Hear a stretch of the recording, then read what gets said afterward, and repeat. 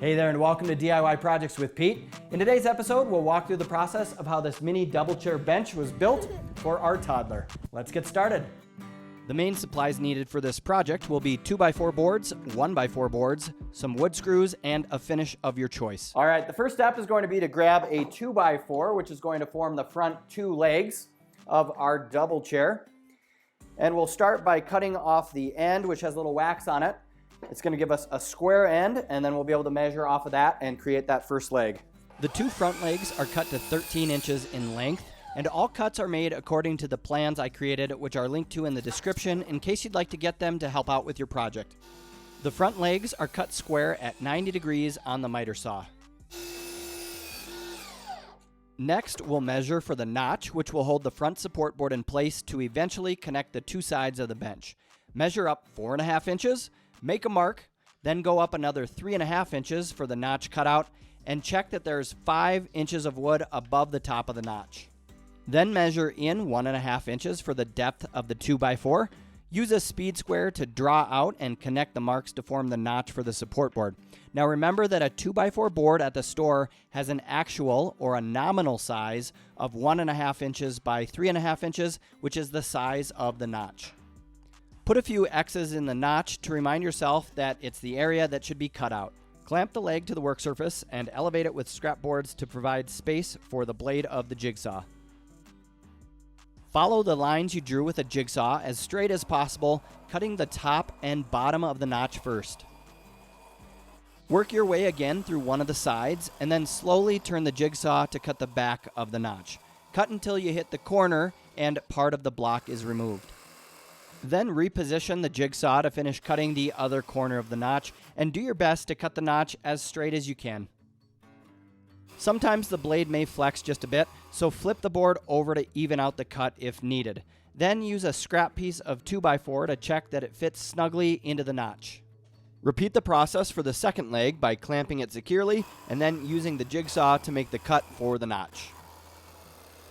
Even the back of the cutout as best you can, and then use a scrap board to test that it will fit the front support 2x4 board. Then it's time to make the rear legs for the bench. The magic number for all the angles on this chair is 15 degrees, so adjust the miter saw to 15 degrees to make this cut. Both ends are cut parallel to each other with the same angle, and the height will match up to the front of the leg once it's laid out correctly. Here's the second leg being cut. Cut that first end at 15 degrees, then measure down from the long point according to the plans and make a mark. You can also measure down from the short side at the same distance, make a mark, and connect the two with a line to mark the cut if you're using a circular saw to make it.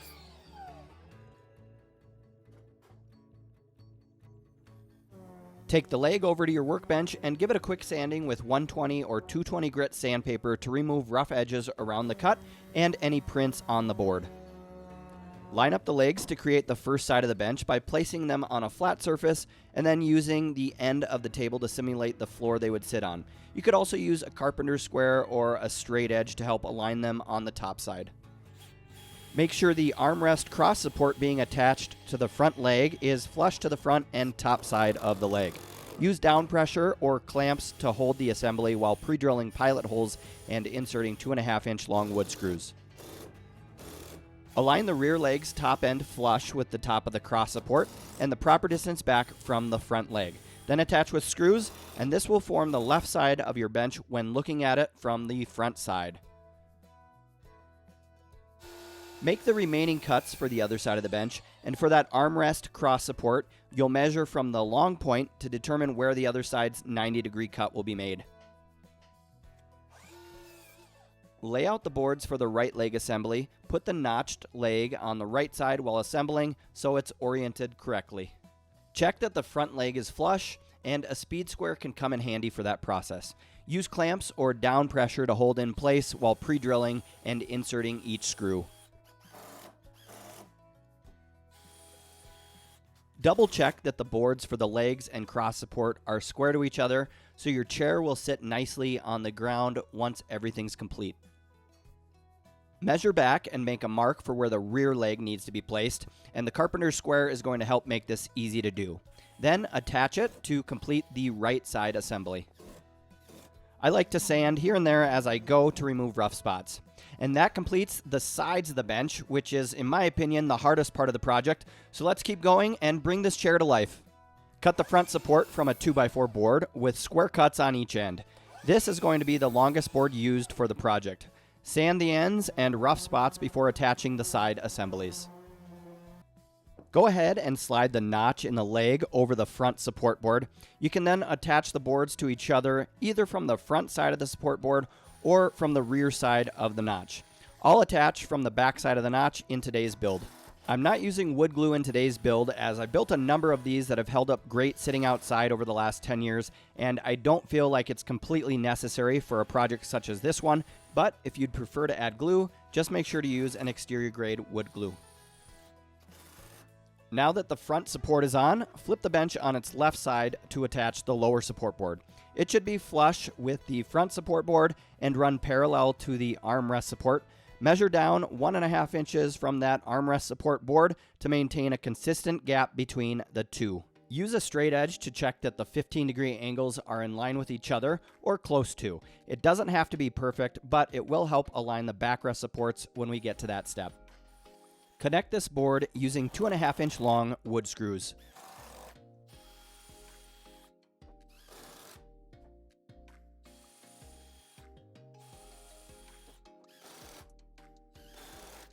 Here's an example of how the rear support will sit once installed in a later step. Flip the bench on its other end, then measure down 1.5 inches and align the boards. Repeat the process similar to the other side. Now, my goal with these videos is to help and inspire you to get into simple woodworking and DIY projects, but if you need a little more guidance, help learning how to safely use your tools, tips on where and what tools to get, and access to other tutorials and plans with basic woodworking projects to get you going, I have an Intro to Woodworking and DIY Projects course you can check out that will be launching soon that you can join if you're interested. More information is linked to in the description.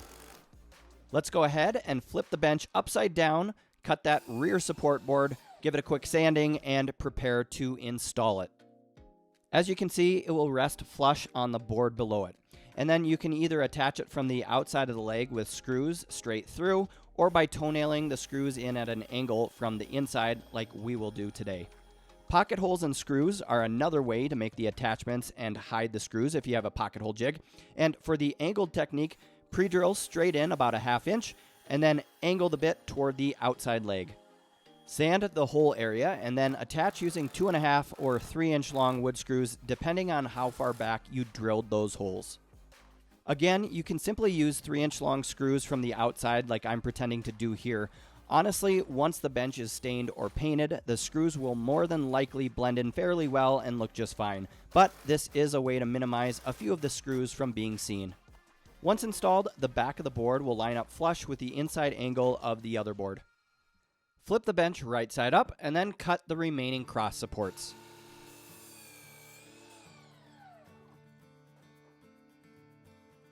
Measure in 14 inches and draw a line to determine placement for the cross support. Mark an X where the stud or board should be positioned, and do this from each side on both the rear and front support board.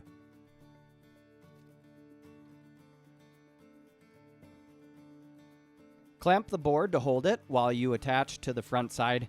Either angle the screws in from the rear side or from the front if it makes it easier for you. Clamp the back down and double check that the boards are lined up at the correct measurements. Then use one 3-inch long screw at an angle to connect the back side of the cross support.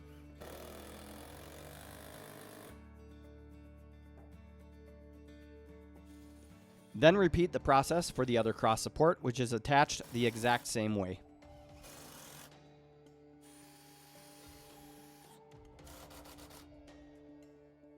Sand over the hole, and then we'll move on to working on the backrest supports. There are 4 backrest supports you'll want to cut. The bottom side will have a 15-degree angle, and the top will be cut straight and will be rounded over later in the build. Check that they are all cut to the same length, and use a paint can to round over the top rear side of the board on the end with a 90-degree square cut. And I apparently had my camera set up poorly, but just trace around the can. Clamp the board and use your jigsaw to follow the line and round over the board. Sand with 120 grit paper on your orbital sander to smooth over any ridges or uneven parts of the cut. Use the first backrest as a template to trace around for the other boards, and then make the rounded cut and sand each of them.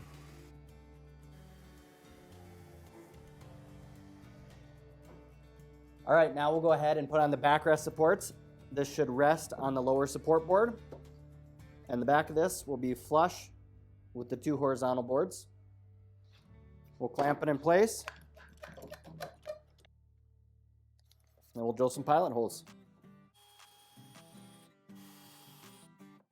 Use two 2.5-inch long screws for each connection, and I like to use the star screw heads since they go in easily without stripping like the Phillips style can do. The two outer backrest supports are installed in the same way.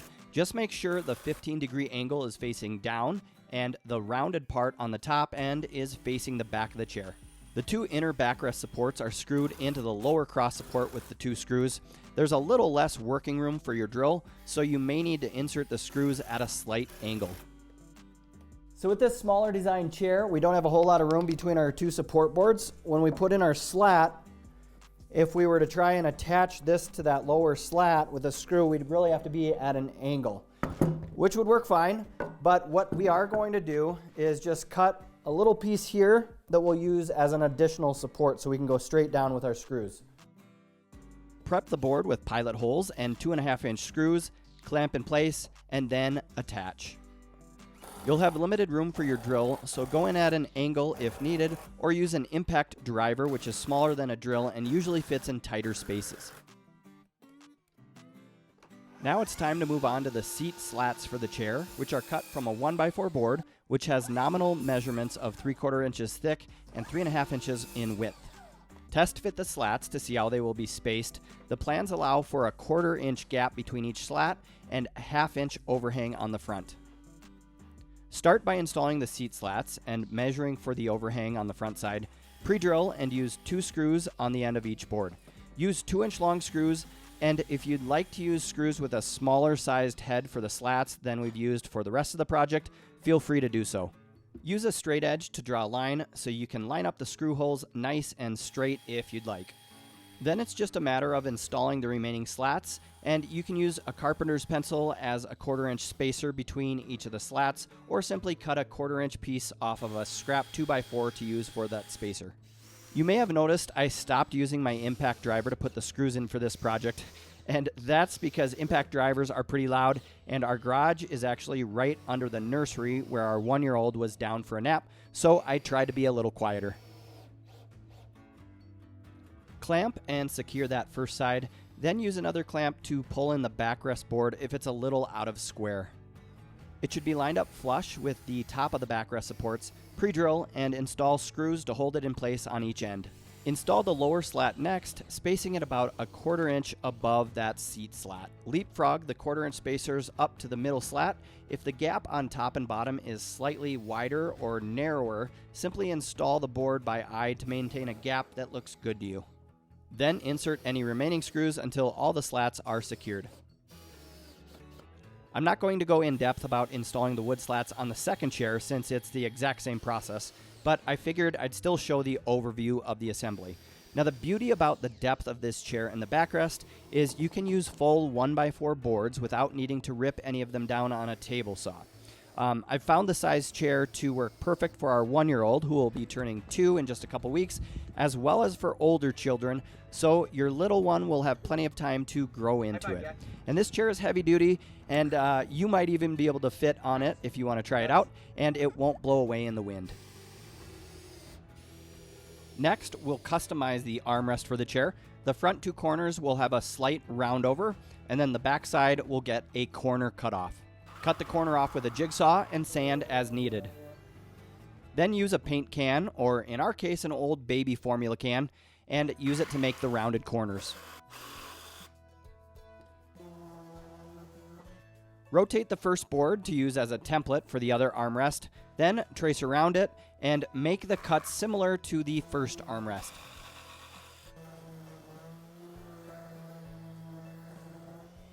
The armrest will sit flush with the inside of the chair, the back side, and then it will overlap on the front and outer side. Pre-drill and then use screws to firmly secure the armrest.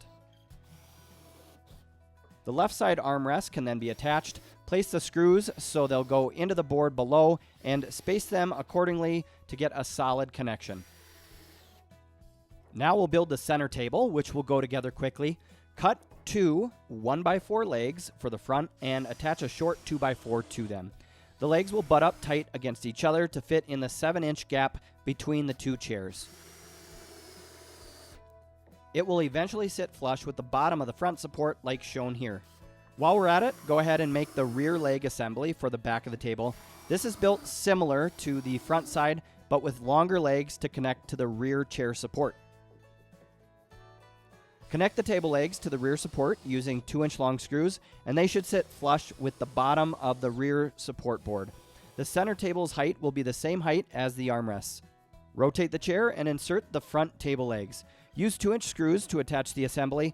Don't countersink these screws much since the thickness of the two boards is only 2¼ inches. And if you'd prefer to use 1.5" or 1 5/8" screws, feel free to do so. You'll need to put the screws in at a slight angle with the boards being in the way. Set the table slats in place and mark for the rounded corners. You'll only want to round the front outer corner and not in the center where the boards meet up. Follow your cut line with a jigsaw and lightly sand the edges. I forgot to hit record, but use 2-inch long screws to connect the tabletop boards at the front and back sides of the table. Now that the build was complete, I eased over a few of the edges so no one gets any splinters and took it up to Jack to test it out. He approved of the chair, so I took it back out to finish things up.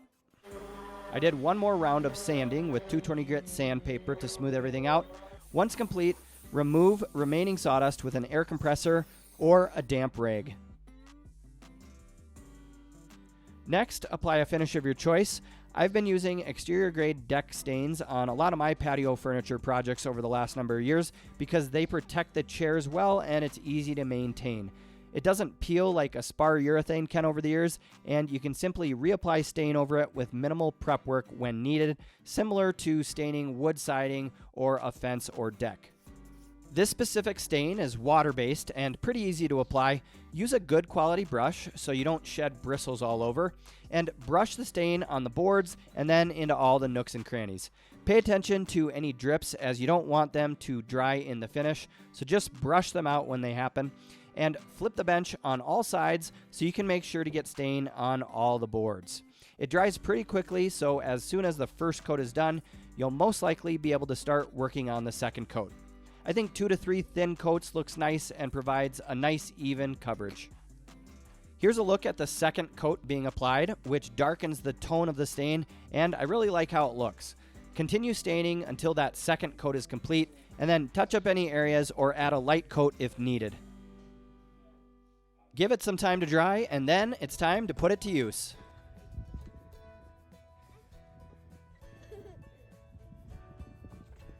All right, thanks so much for tuning in. I hope you enjoyed checking out the process of how this mini double chair was built and that it inspires you to get out and do some woodworking. If you found the video helpful, please give it a thumbs up and consider subscribing to the channel. And if you need plans to help you build this project, those are linked to in the description below. All right, thanks again for watching, and cheers from Montana.